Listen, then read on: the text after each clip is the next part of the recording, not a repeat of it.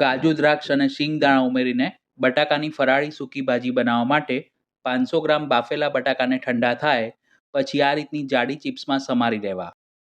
હવે વઘાર કરવા માટે પેનમાં 3 ટેબલસ્પૂન શીંગ તેલ ગરમ કરી 1 ચમચી જીરું, 8 થી 10 મીઠા લીમડાના પાન, 3 નંગ ઊભી સ્લાઇસમાં સમારેલા લીલા મરચાં, 2 ટેબલસ્પૂન કાજુના ટુકડા, 1 ટેબલસ્પૂન સૂકી દ્રાક્ષ, અડધી ચમચી આદુ મરચાંની પેસ્ટ અને 2 ટેબલસ્પૂન અધકચરા વાટેલા શિંગદાણા ઉમેરી ધીમી આંચ પર સાંતળી લઈશું.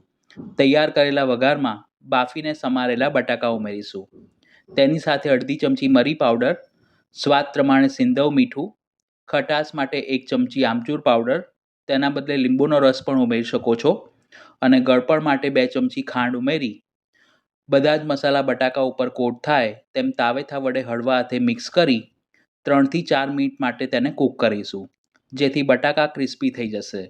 તો ગરમાગરમ અને ટેસ્ટી ફરાળી સૂકી ભાજી બનીને તૈયાર છે. તેને કોથમીરથી ગાર્નિશ કરી ફરાળી પરોઠા સાથે સર્વ કરીશું. તો આ રેસીપી તમે પણ જરૂર ટ્રાય કરજો. વિડીયોને લાઇક અને શેર કરજો.